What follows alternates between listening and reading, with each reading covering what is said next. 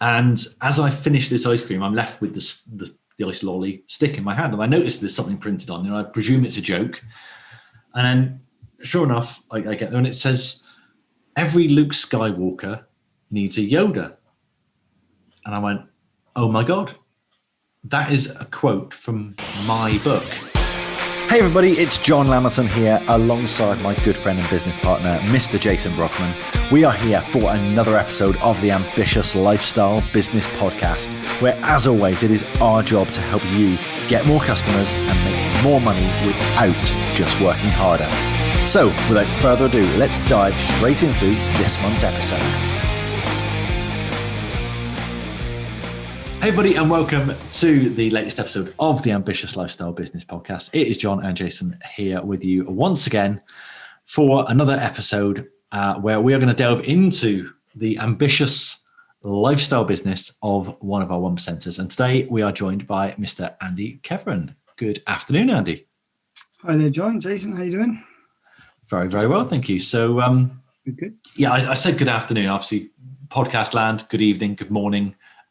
Good middle of the night, wherever you are. Andy, I need to mention for those listening, this is going to sound like for those watching in black and white, Spurs are playing in yellow. For those listening to the audio version, I should point out I am wearing a King of Routine t-shirt, which many of you may have seen in my best-selling book, Routine Machine. I mentioned a story where I was on a podcast several years ago, interviewed about my first book, Big Ideas for Small Businesses, and the host drilled into how important routines were for me. And he kind of coined this thing about, routines are so important for you, John. You're like the king of routine. And I think I might have mentioned that the next day or the next week on a 1% Club coaching call. And a few days later, I received a package in the mail, completely unexpected. And I open up and it is, sure enough, it is this t-shirt. And the gentleman who sent me that t-shirt is on the call today. It was yourself, Andy, wasn't it? It was, yeah. I'm trying to think why. It's a few years ago now. Well, it would have been, I would have just started writing Routine Machine. So probably 2018, I would say. But I think you mentioned it in your Big Ideas book. Would you have mentioned it then? No, because I was on the podcast to promote Big Ideas. It must have been from. And obviously, this is styled in the front cover style of Big Ideas as well. Yeah. You went with that sort of branding as well, didn't you? In the end. Yes. Yeah. Absolutely. Yeah. And then I can't quite remember. 3 years does seem a long time ago, isn't it? It was obviously just to get in touch, say hello, and obviously how much I liked your book as well, and obviously that got me to the ALB, then obviously the 1%, and then obviously the book and everything. So yeah, absolutely. So tell us a little bit about your business, Andy, because obviously people listening need to know why you're able to send customized t-shirts to people. Yeah, so we are a printing and embroidery company based in Gloucester. We started off mainly doing sportswear. 12 years ago now. 13 years ago. And yeah, like I said, majority of it has been sportswear, a brand called Macron, which they were entering the market at that sort of time. So it was a good time to get on board. And then as the years grown, we've obviously done workwear, we've done schoolwear, we do hoodies, we do work. So we bought machines and along the way. Some have worked, some haven't. Spent quite a bit of money on machines that probably just sold. Well, we don't want to talk about those sort of things, but so yeah, that's pretty much what we do, print and embroidery. Yeah, it was very, very impactful. I'll say that it's kind of, again, it was the unexpectedness, I think, of that. I talk often about lumpy mail, and that was very lumpy. It was, what's this? And the excitement of the unexpected, the personal touch as well. It probably didn't take you too much time to mock something up. No, not on a t-shirt, sent out in the post. But the fact that I still talk about it, as I said, 3 years later, wrote about it in a book as well, that shows how impactful these little touches can be, and the personal element that you're able to provide there as well. Yeah, and we've always that when we do a proposal to a new club or for something, we always try and because we can do it and we can do it quickly and cheaply as well. And well, you might the mug, we do a lot of mugs as well. So that a personalised mug, because if you can find something out about them, that's it's not always just the football team. It could be something else that mentioned in the conversation. Like when we've done it with PE teachers, we'll send the world's best PE teacher, and they love that, don't they? So, it does help that we do personalization because you can tailor it to that person at the time. Absolutely. Have I ever told the story about when I went to the Fat Duck? Yes. So the ice cream stick. So I was eating this ice lolly. It was shaped like the old rockets, but it was obviously a Waldorf salad flavoured ice cream, as you'd expect from Heston. And as I finished this ice cream, I'm left with the ice lolly stick in my hand, and I noticed there's something printed on it. I presume it's a joke. And then, sure enough, I get there, and it says, "Every Luke Skywalker needs a Yoda." And I went, "Oh my God, that is a quote from my book." And it was, again, that personalization that you do not expect from a restaurant. You don't expect to go to a restaurant and for them to have Googled you, found out that you've written a book, then jumped over to a different website, got some of the quotes from that book, got one of those quotes printed up on an ice lolly stick, made the ice lolly, and then made sure that exact stick is presented to that exact person. Yeah. And again, that's why I'm still talking about it 3 years later. Yeah. And I bet someone's booked because you've told that story, haven't they? Probably, yeah. Yeah, exactly. They're probably really disappointed now because I've bigged it up to be so absolutely massive, So how have things worked out with Macron then? Because we talked before we came on the recording and said, look, there's about 30 partners, is that right? UK wide, yeah. But you were one of the first, is that right? We were the very first. So take you back. So shall I tell you how I started the business in terms of... Yeah, absolutely, yeah. So I always wanted to have my own business, but I didn't really know what I wanted to do, like most people, I would say. So I left school with no GCSE's, thought I'd better get some. I blame my dad because I went to 11 different schools. So, he was in the army, so we moved around a lot. I wasn't expelled. I want to point that out. Okay. So yeah, I left school 16, no GCSE. So I went back to college, got my C in English and Maths, which is a good start, I thought. And then I did business studies, that all-rounder, which I can't remember anything about. And then I sort of fell into a job, which was reinsurance, which I didn't even know how to spell, let alone what it was. So yeah, I did that for 5 years. And then I thought, I need to do something that I really want to do. So I left there and then joined another company doing exactly the same thing. And did that for 2 years and realized I really need to get out. So I decided to go traveling. So I'm still just, not knowing what's going on. So I went traveling, came back, decided to go traveling again. And then my mum and dad bought a hotel up in Scotland. So I had the opportunity to join the family business, which was, a great opportunity. So managed a bar, and I learned so much there from a business because they really got me involved. They put me on an hourly rate, and it was only £10 an hour or whatever it was. But my first week I did 105 hours, so the second week I was on a salary. So yeah, that was clever on his part for sure. So I spent probably 3 years there. Then I decided to I did enjoy it there, but I wanted to do the business. I thought I'd always played football, and being from Gloucester, I knew a lot of people, and I thought, do you know what? I can't really tell you why, but and I think a lot of people just have maybe a passion, or think this could be cool to sell football kits, and that's essentially what it was. And my uncle did dabble in it years and years ago, a few polo shirts and all that sort of stuff. So went about sort of researching it and all the rest of it. So I moved down, And my mum, my nan and grand were flooded in the Gloucester floods in 2007, and they were given a caravan, like a mobile, what they call it, a static caravan, sorry, and they for some reason kept it afterwards. They bought it off the insurance company, so I thought I could stay there, pretty cheap, and set up the business there. I sold my car, so that was my savings essentially, and they had a little garage. It was on a farm, so they had a little garage. So I converted that into literally a stock room, a printing. I bought the machinery for the printing stuff, and a little computer. So I ran it out of there for about a year, and it was going well. And we used a few different sportswear suppliers, and it's where I met Macron, and they offered to fly us out to Italy. And I'd only been with them, say, probably about 12 months. So I was like, yeah, great, I'll go and see what it's all about.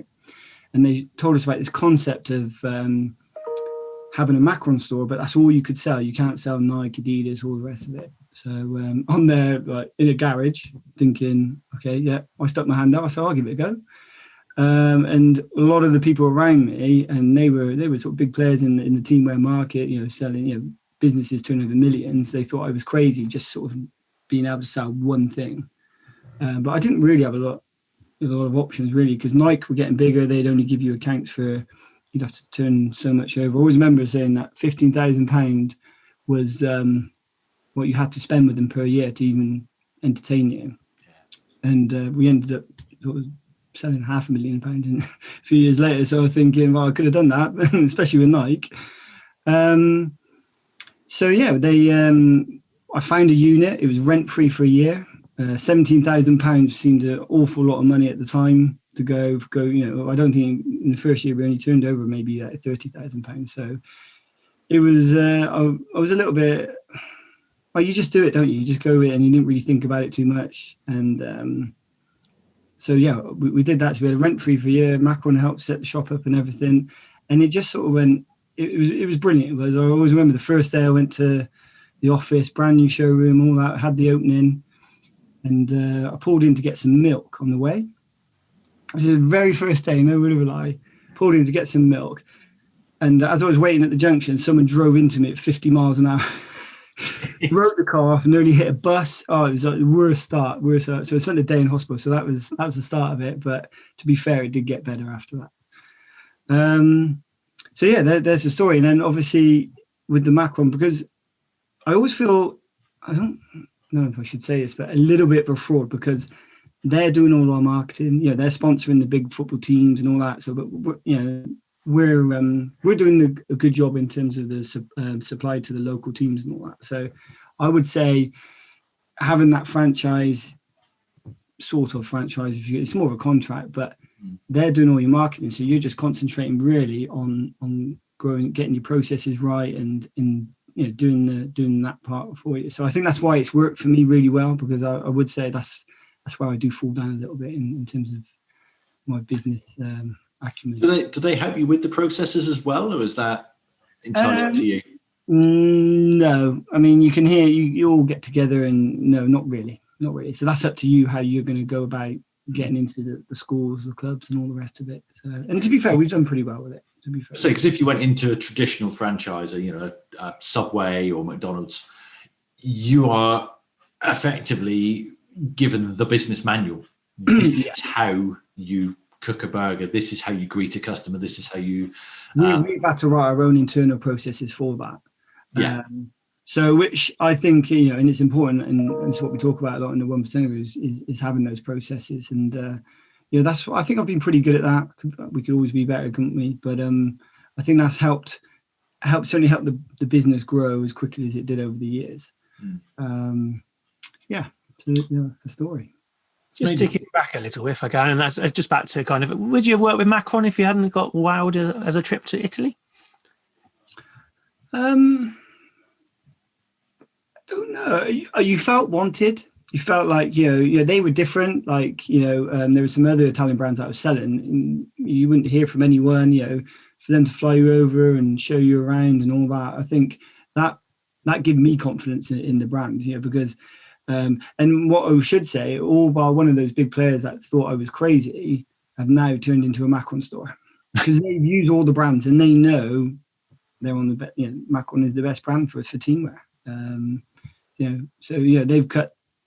And it's about your customer and you telling them what they think they should be in, and if they're all saying Macron, there's obviously a reason for that. So I just like that process of, because we all say about identify your customer, then wow them and lumpy mail and all that kind of stuff. But to fly out to Italy to have a look at the facilities, the things there, I think that's a really good way of kind of hooking in what would be their ideal customer.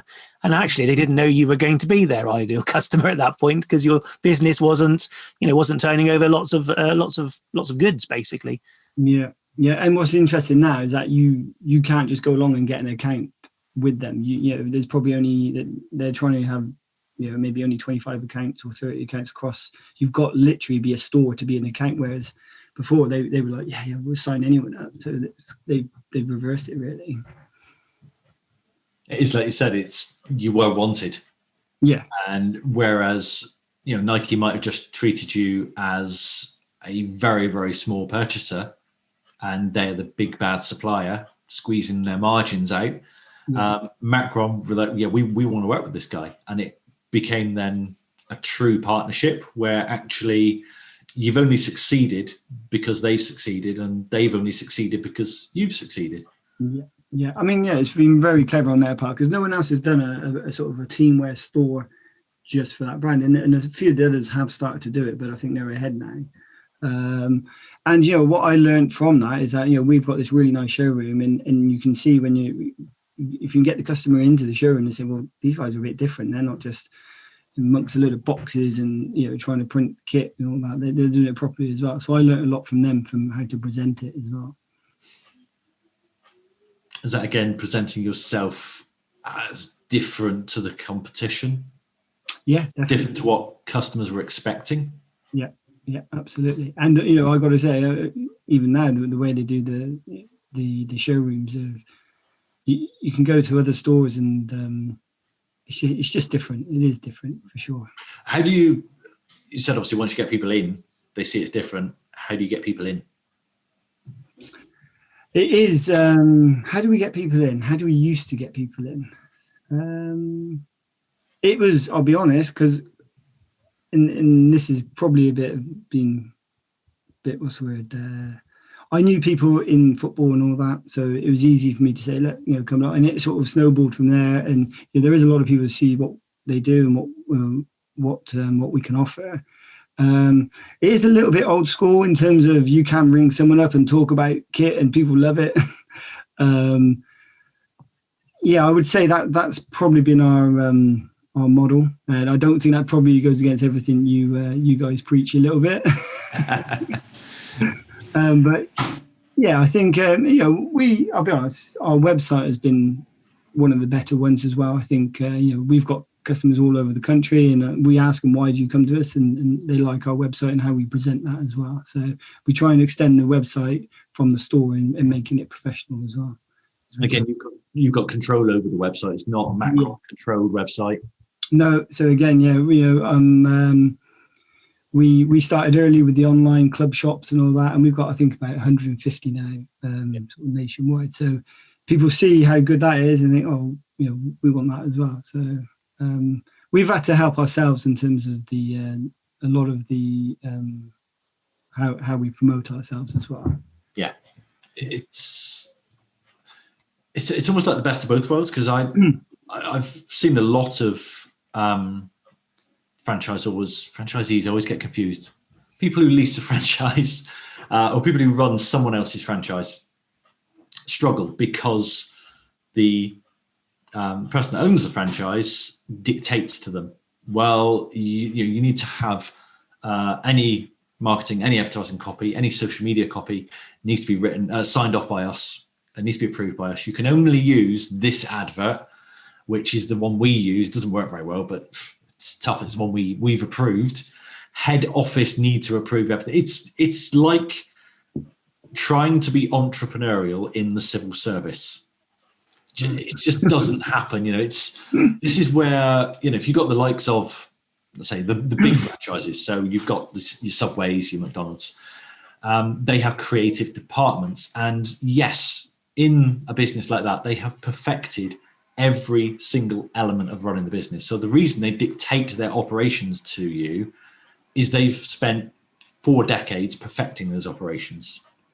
The reason they don't want you putting a flimsy bit of A4 and blue tacking it to your window is because they have a global brand with tens of thousands of restaurants to protect.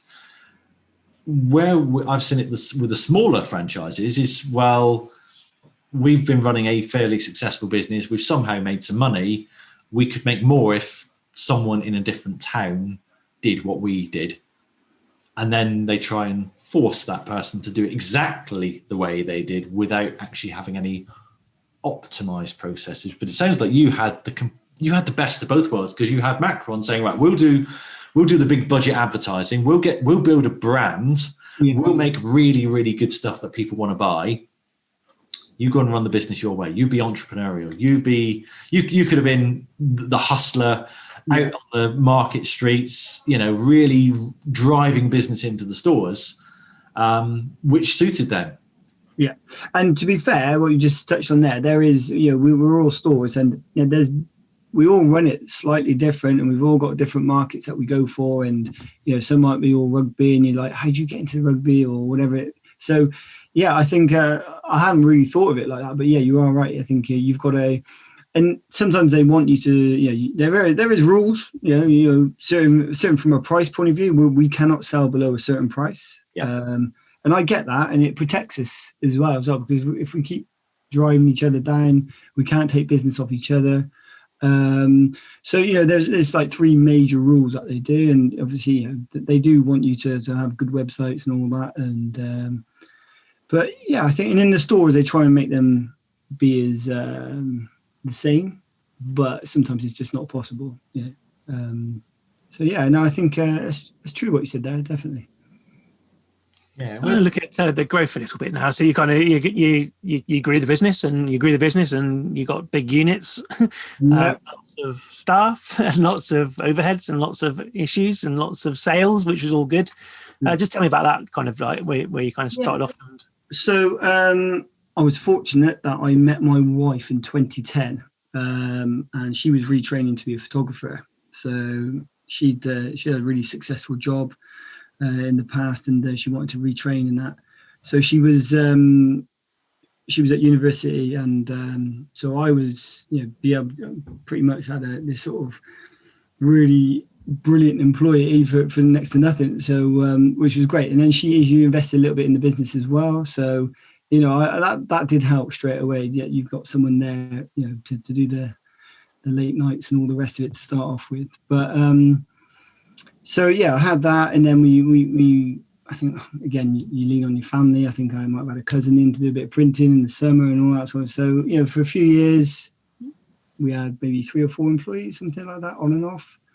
And the same old, you went through I didn't know how I should talk to employees or incentivize them. I didn't know any of that. I'm on the job sort of like, I think just trying to treat people well was pretty much my model. And, I'm pretty sure I got it wrong, and they'd have different opinions along the way. But my standards are pretty high, and, I like to think some of them I've learned from me as well along the way. But yeah, so what do we have? We have 3 or 4 years of maybe 3 or 4 employees. I did. I was, and this is to my detriment. I've got an IT background. I can do accounts. I can literally do it all, which in some ways it's good, especially when you're trying to grow it and start off. But even to this day, sometimes it's bad. It's better when you don't know anything, because then you can just get other people to do it. Whereas I'll sometimes get involved with stuff that I just move on. And I think I'm always going to be learning that one for sure. I can't be doing too bad, because obviously I did employ up to 15 staff. So I did realize that, I had to do it at some point. But sometimes I'm doing something like, well, why am I doing this? But, I am trying to focus more on what I'm supposed to be doing, my day job. So yeah, in terms of units, so we had that unit that I talked about at the start. It was free rent for a year. And that was probably, what was that? I was only about 1,200 square foot. we were in a lease, and then I got another unit across town, and I got it for dirt cheap. So we had 2 units running it across, and obviously that's not working. So we took this big unit, which was 7,000 square foot, which was way too big. But to be honest, at the time, as I remember, there wasn't anything really about. So we just decided to do it, and we're coming towards the end of the lease. So we invested a lot in that. And I'll be honest, even when I look back now, it was too big. It was too big. And now, after the pandemic, so we've had to sort of downscale a little bit. And we were fortunate someone managed to take our lease. So we've now gone into 3,500 square foot. And I'll be honest, I can make it work exactly the same. You have to be a bit more clever about how it works, stacking boxes and all this sort of thing. But yeah, I think we're just perfect now, I think. Definitely. Picturing a version of like Tetris at the moment. yeah, absolutely. Absolutely. I mean, even to the point where in the warehouse, we've got wheels on the tables. Mm-hmm. So when we're unboxing all the kit coming in, we can just move it all down, unbox, and then it all comes back out again. So just little things like that help. Yeah. I don't know if I answered your question, Jason. Or... I did really, yeah. So obviously the growth took you to a really large unit, probably too big than you kind of needed. A lot of staff, mm-hmm. Not really that as you said, that isn't your bag really, managing the staff and kind of thing. So at some point there was a kind of a tipping point, and it may well have been the pandemic, but there may have was it the pandemic which was the tipping point towards? I think the last couple of really what I want anymore. Yeah, and the last couple of years got more difficult because you got the more staff, the more overheads, and I'm sure loads of it. I think I remember reading I think it's Chris off Harris Hounds, is it? He had a similar problem, probably even more bigger than what we've gone through. And I remember listening to that, and it did resonate with me for sure. Is that it became not enjoyable. It was getting too much, and also I thought I wanted it to be bigger and bigger, whereas I didn't really think about what I actually want for myself. And now I've probably, and that's part of being the 1% club, is that it does make you think about what you want. Obviously I don't go to every meeting but sometimes when you do catch me, that's, I heard a guy the other day, he was saying that he's just working constantly, and he's got to find ways to stop it. I thought and at the end of the day, it's down to him, isn't it? It's down to him when he does it. And I think I'm getting there. Like, I don't work weekends. I don't do the evenings. When I shut the laptop, that is it. And, I'm probably not going to progress to where, maybe I thought I wanted to, but I'm a lot happier for it, for sure.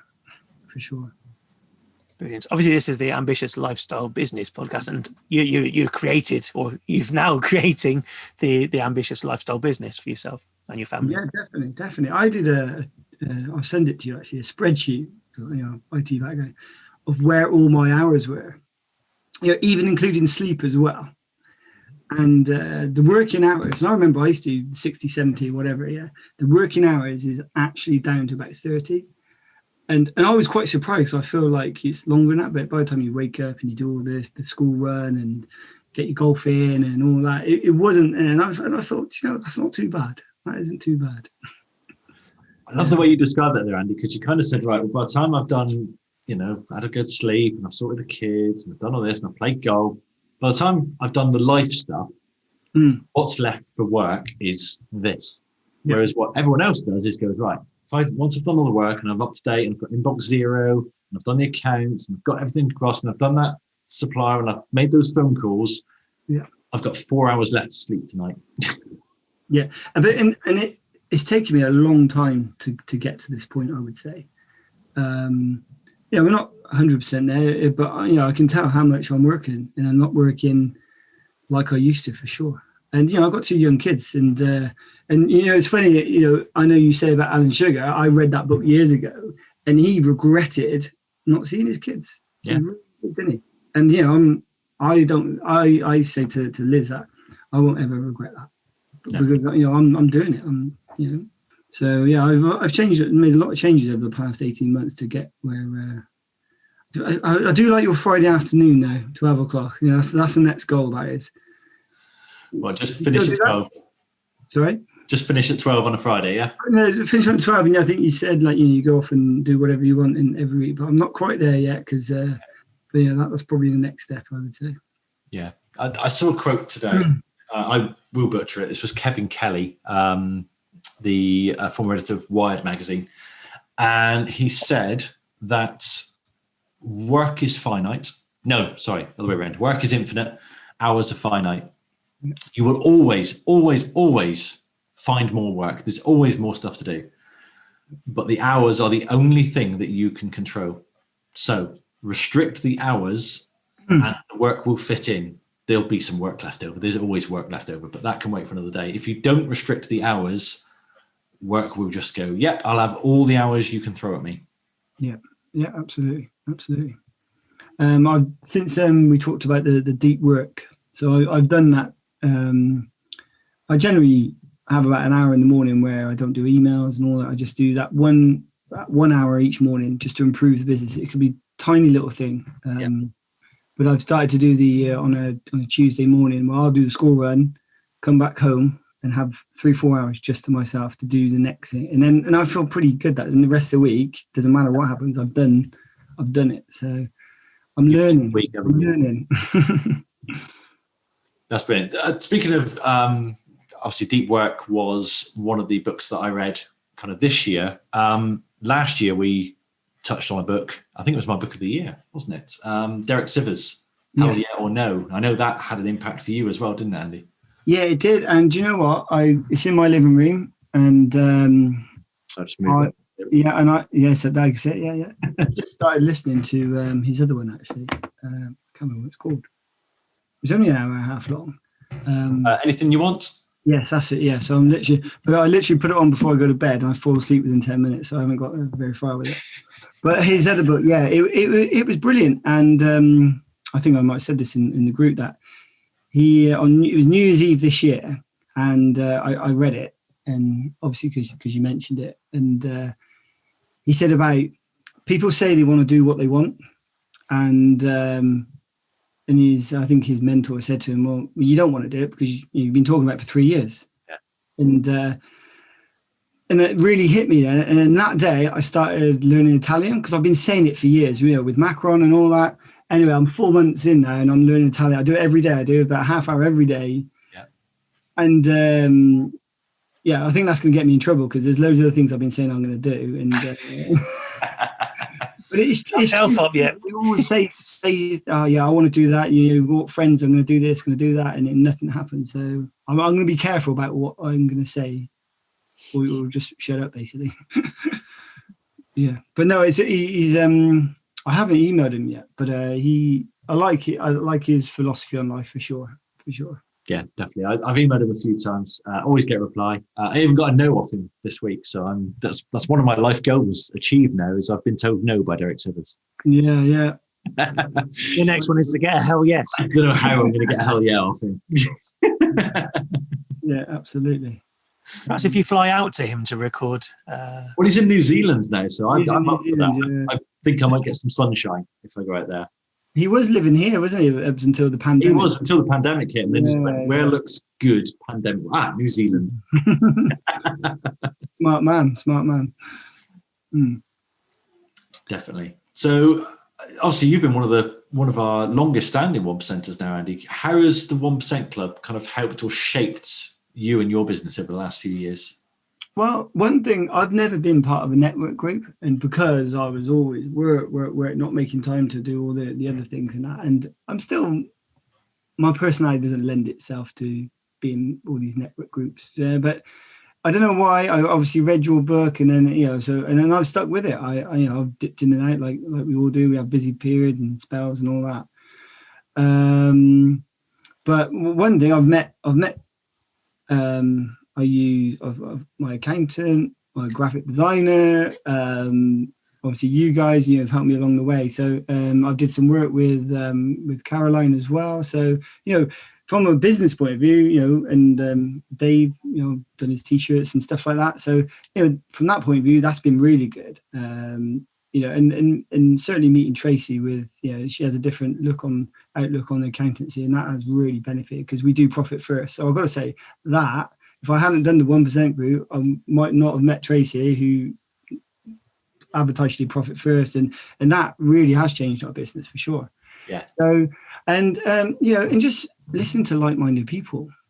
I must admit, I've been, the thing we did the other week with Never Right, that was really good. It was different. It was, but obviously, I think when the group gets so big as well, it can be, when you've got 50, or you don't have that many, but when we have a lot of people, it can be quite difficult to. You're there to listen, really, which you can do anytime, can't you? But I think overall, it's never been a consideration for me to, sometimes, I've gone a couple of months with not being involved, and it's never been a consideration for me to stop, because I know what I get out of it, and it pushes me. I'll be honest, it pushes me for sure. Yeah, especially Jason. He's good at pushing people. Yes, he is. Yeah. I haven't seen you for a few weeks. So, well, to be honest, I tried to book you last week, but you were full. So that's a good oversubscribed, don't you? No, I'm guessing oversubscribed. That's true. Yeah. I'll see you this Thursday. Yeah. Okay. Cool. Failing that, we just book a tea time somewhere, shall we? We said that before the last. We did have the golf book. We did have one in the diary, the pre-lockdown. I think that, it was literally that week or the week before, I think, wasn't it? Yeah, I was gutted about that. Yeah, Boris put paid to that, I'm afraid, with his person. We thought we could all just turn up and wash our hands. Yeah. But no, we should definitely do that. I think there's a few golfers in the group, isn't there? Yes, there are. There are a few trash talkers as well. There was talk of who's going to walk away with the nearest to pin prize. Yeah. I'll do the trophies, all right? Sounds good. We should all get branded polo shirts, surely. Yeah, we should.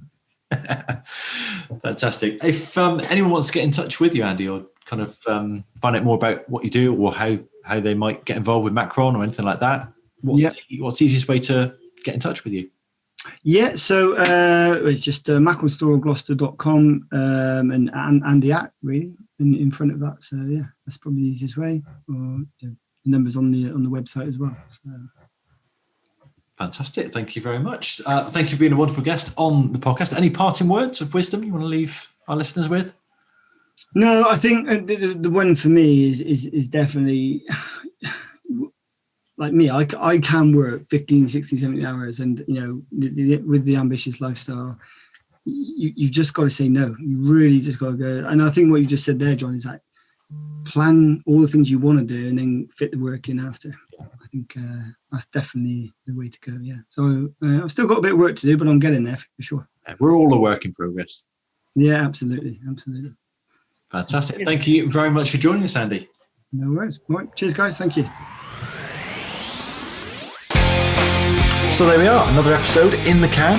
How was it for you? Please let us know.